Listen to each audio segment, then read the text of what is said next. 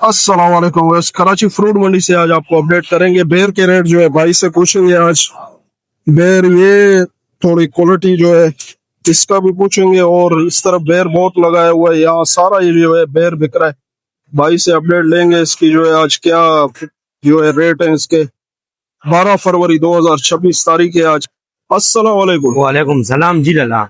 ये क्या रेट है भाई आज इसका बेर? यार ये मुख्तलिफ रेट होता है इसका। इसमें 1200 वाले भी है, 1500 वाले भी है, अच्छा 1400 वाले भी है, 2000 रुपए वाले भी है। वो खत्म हो गया 2000 वाला। अच्छा, ये भी अच्छी क्वालिटी का इसका बेर रेट है। 1300 रुपए है। इसका जी जी। कितना वजन? इसका 20 किलो वजन है। अच्छा 20 किलो 1300। ये सारा ये एक ही है? ये सारे एक ही माल है। हाँ।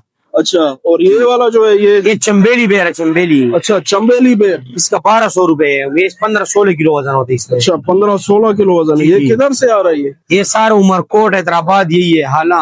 अच्छा उमरकोट हाला से आ रहा है। ये भाई ने अपडेट कर दिए कराची फ्रूट मंडी से आज आपको बेर के रेट।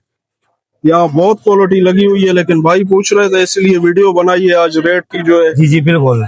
भाई ने अपडेट कर दिए आज के कराची फ्रूट मंडी से। आपको लाइक शेयर फॉलो कमेंट जो है जरूर करें।